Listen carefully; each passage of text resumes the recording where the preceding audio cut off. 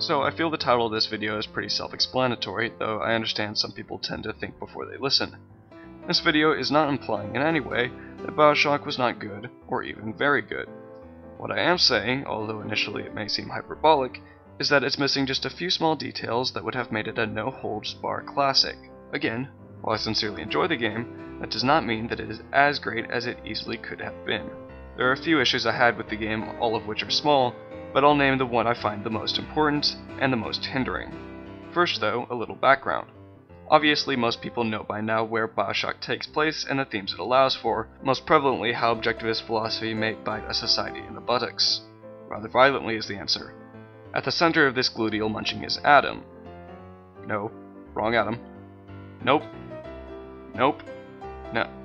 Okay, obviously that's what it's referring to, but no. There we go. Adam is a substance used to augment genetic material, used widely throughout Rapture, though its side effects include, but are not limited to, insanity, blindness, severe unintentional mutation, and death. It of course had a number of positive uses, one of which being healing people, but that's not really relevant to what I'm about to discuss, only the negative side effects are.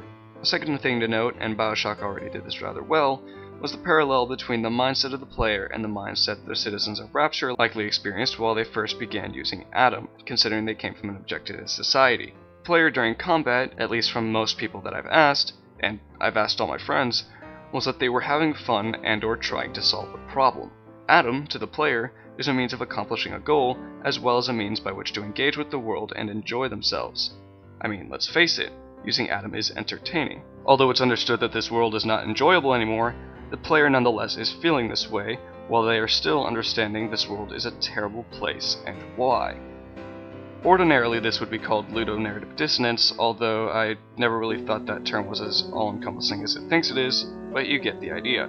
The fact that this is occurring is not the issue, however. The real issue to me is that it wasn't elaborated on. Two simple contrasting scenes could have cemented this as an erroneous mindset present in both the player and the Rapture, and they were both technically already in the game. Think about this. Adam has done this to the people who use it, and they weren't even using it for evil, they just used it.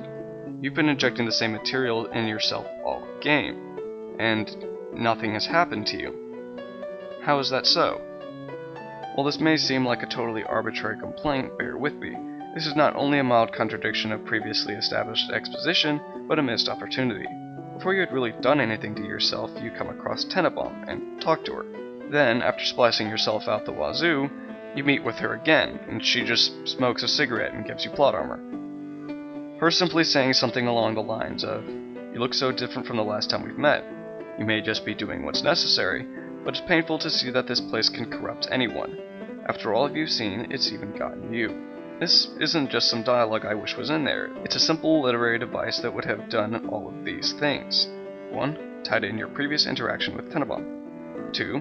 Expanded upon the theme of Adam corrupting utopia, and in turn showed the objectivist philosophy corrupting an objectivist utopia.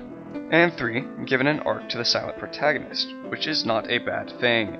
Now you may be thinking, but wouldn't that contradict the fact that she provides you with Adam? Well, yes, but all that would need to be added there is her saying, "Please. Please use it sparingly." Or something of the sorts. Going back to this scene, something more that could have been added was Tenenbaum mentioning, "I can't believe I didn't recognize you at Neptune's bounty, but recent events have shown very clearly who you are. Welcome home." That is based on that I'm almost certain Tenenbaum knew you as a child. If she didn't, then that isn't a necessary line of dialogue.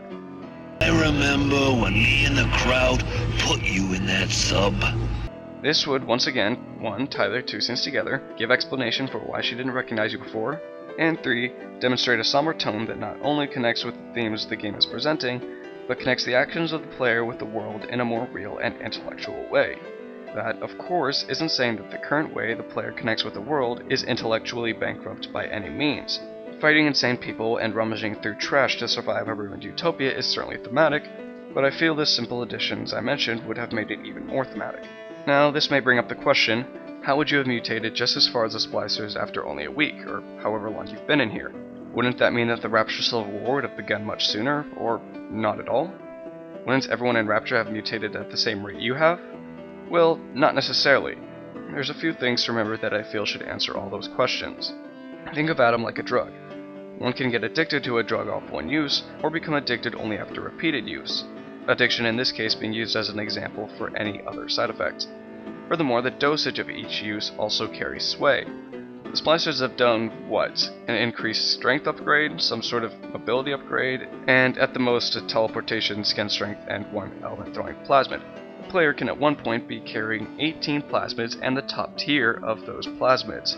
You're using 18 different black tar heroines of Atom. Most people in Rapture had a little beautification, a little immune boosters, and the ability to light a cigarette, but the player is going as far as they can. And if the player chooses not to, then the line simply needs to be changed to Tenenbaum congratulating you on your restraint. She is just a silhouette after all, so this would add very little to development cost. But then again, you basically have to splice, which also could have been explored. The fact that you had no choice. Listen to me, Bio. You won't survive without the Atom dose. Things are carrying. Are you prepared to trade your life, the lives of my wife and child, for Tenenbaum's little Frankenstein? If you find the evidence I provide insufficient, and I don't believe it is, but I could be wrong, then the writer simply could change a few small details that could be conveyed through an audio log. And don't bring up the book as evidence, I'm suggesting these for the game alone, and the changes I suggest would have been made before the book had even started being written. The details of a narrative are up to the writer. If what I've suggested contradicts a certain detail, they could have omitted that detail, or changed that detail to fit what I say. And it wouldn't really add anything at all to development cost. Again, Bioshock is already good, and everybody on the design team should be happy with what they've done. I think that this simple addition to the script would have improved it though. If you don't, tell me why in the comments. I read all of them and respond to all they call for it. That, of course, doesn't mean that I won't disagree with you or offer rebuttal, but there you go. As for now, this is me signing off, and I'll see you next time.